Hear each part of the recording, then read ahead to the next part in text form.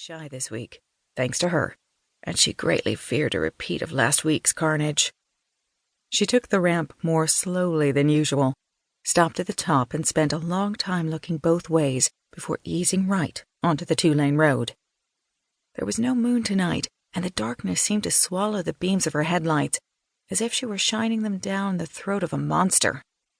She slowed even further as she approached the S-curve through the woods where the bunny had once lived. And that was the only reason she didn't run right over the large black shape in the middle of the road. As soon as her headlights hit the thing, she recognized it as one of those large plastic bags the volunteer crews used to pick up the occasional litter on road cleanup days. Still, it had startled her, and she could hear her heart pounding in her ears as she pulled over onto the shoulder and stopped. She sat there for a minute, trying to catch her breath, her fingers still curled tight around the wheel, eyes wide and fixed on the bag. Relax, Marla, blink for God's sake. It's not an animal, not a person, it's just a bag of trash. Normally, these bags were carefully placed on the shoulder for the township truck to collect, but this one was smack dab in the middle of the 2-lane road, and a genuine hazard to any vehicle coming around the blind S-curve at a normal rate of speed. It never occurred to her to simply drive around it and go on. Her mind was already busy imagining a speeding car zipping around the first bend in the curve, slamming on the brakes, veering off the road, and plowing head-on into a tree.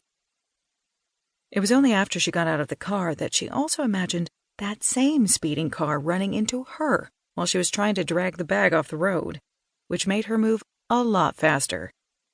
It was surprisingly heavy, and it made a terrible scraping sound on the pebbly asphalt as she tugged and pulled it by inches toward the shoulder.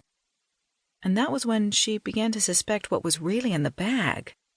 She released it with a little squeal and a shiver and backed away. Motorists killed more deer on this particular curve than all the hunters in the county managed to bring down during hunting season.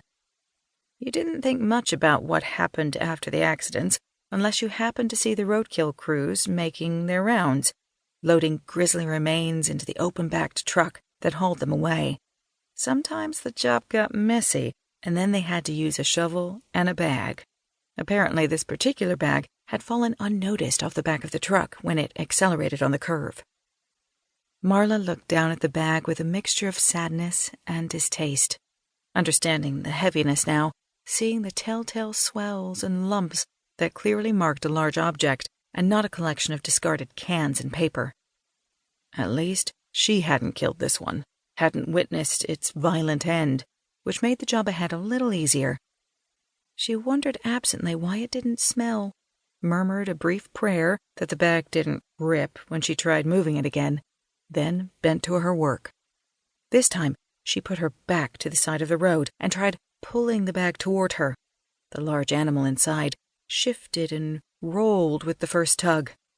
Marla winced, but kept at it, right up until the moment the bag snagged on a sharp piece of broken asphalt, tore open, and a bloody, human arm fell out. Marla snapped upright and stifled a choked gasp. For a minute, her mind didn't work at all, and then, when it started up again, it manufactured terrible pictures. Not that there was a dead person in that bag, because that was a reality she just couldn't accept at the moment. What occurred to her instead was that in the movies, just when the heroine thought she was safe, the supposedly dead person's hand jerked out and grabbed her ankle. Oh God, oh God, oh God! She began to back very, very carefully away toward her car, keeping her eyes focused on the inky blackness of the road ahead, because she didn't dare look down at the bag again. And then, suddenly, twin white lights pierced the darkness and began rolling toward her faster and faster. Too small for headlights. They're reverse lights. Dear Jesus, there was a truck up there so close, and she'd never even seen it. And now it was coming for her.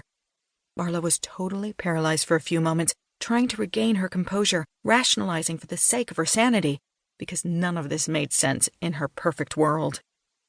The truck is not coming for you, it's coming to help you.